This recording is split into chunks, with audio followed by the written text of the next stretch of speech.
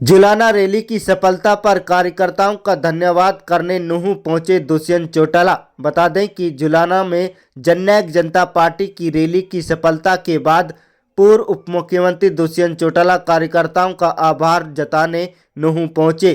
इस दौरान उन्होंने मंच से मौजूदा सरकार पर तीखे आरोप लगाते हुए विकास, रोजगार और सामाजिक योजनाओं को लेकर सरकार को घेरा।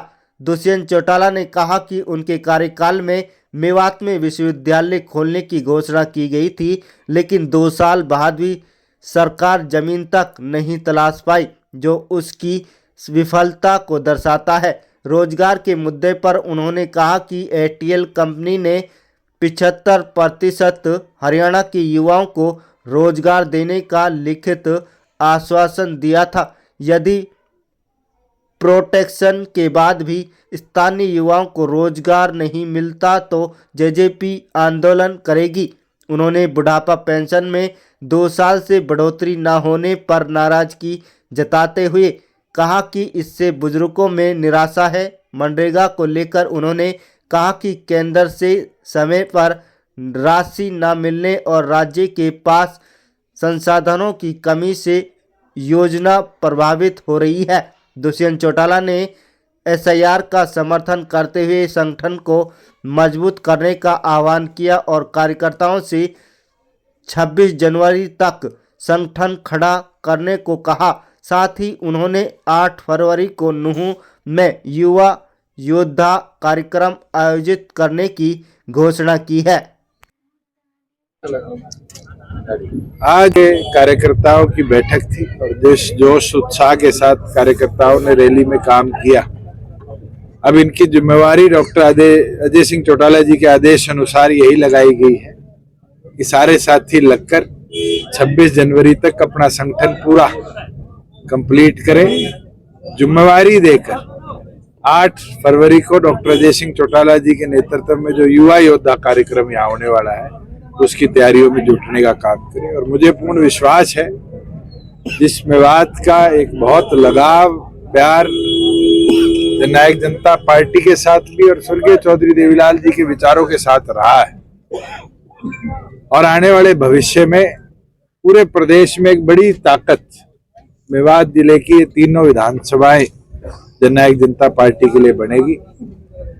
मैं तो इतना बोल सकता हूं कि 2 साल पहले जो हमारा आखिरी बजट था गठबंधन के तौर पर, हमने मेवात को विश्वविद्यालय देने की घोषणा करी थी बजट के।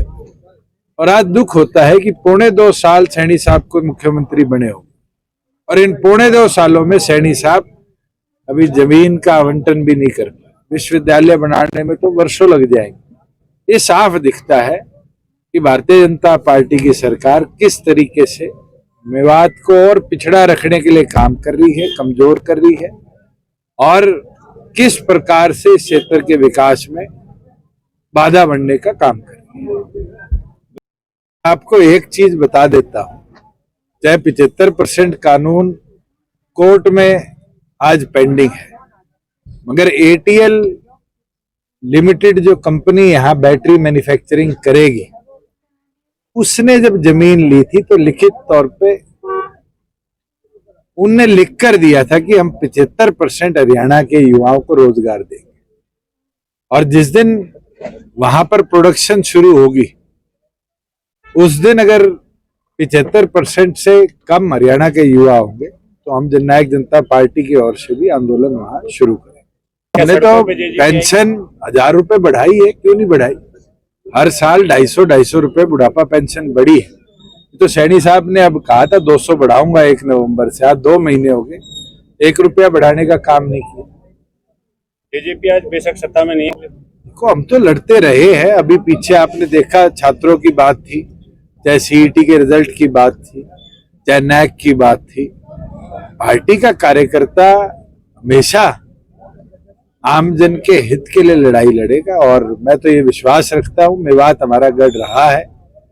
जरूर पिछले चुनावों में जो घटनाक्रम मेवात में हुआ उसका फायदा एक राजनीतिक दल को मिला और उस कारण एक पोलराइजेशन का माहौल इस क्षेत्र में दिखा, मगर लोग अब समझने लगे कि असलियत में इस क्षेत्र के हित के लिए लड़ाई किसने लड़ी है, किसने इस क्षेत्र को प्रगति उन्नति का पथ दिया है, और लोग जुड़ेंगे और मजबूती से। SIR को लेकर आपकी क्या प्रतिक्रिया? नाम बदलना योजनाओं का ये तो पुरानी प्रथाएं रही है। मुझे याद है पानीपत जो थर्मल था उसका नाम चौधरी देवीलाल के नाम पर था, और सबसे पहले भूपेंद्र हुड्डा ने आकर नाम बदला था। आज देखने की जो बात है कि काम के बदले अनाज जो चौधरी देवीलाल जी ने शुरू करी थी और जिसको यूपीए मनरेगा के तौर पर लाई थी, उसके अंदर काम करने पे पैसा मिलता था। स्टेट और सेंटर का शेयर डिवीजन पे ज्यादा ध्यान नहीं दिया जाता। मगर अब जो ये नया बिल लाए हैं ग्रामीण आजीविका मिशन के नाम से, इस बिल के अंदर एक चीज साबित होगी कि 60% केंद्र देगी, 40% स्टेट देगा।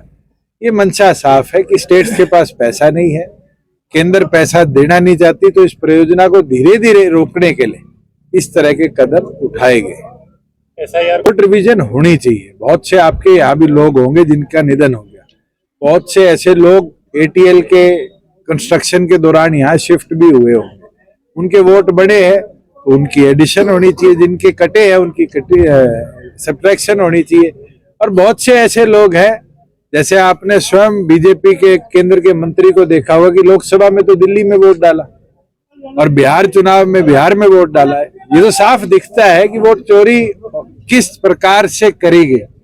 मैं ये मानता हूं कि ये रिवीजन बहुत जरूरी है और इलेक्शन कमीशन को ऑटोनोमस बॉडी के तौर पर इस पे काम करना चाहिए, ना कि एफिडेविट मांग कर किसी पॉलिटिकल संगठन की बैकबोन बन।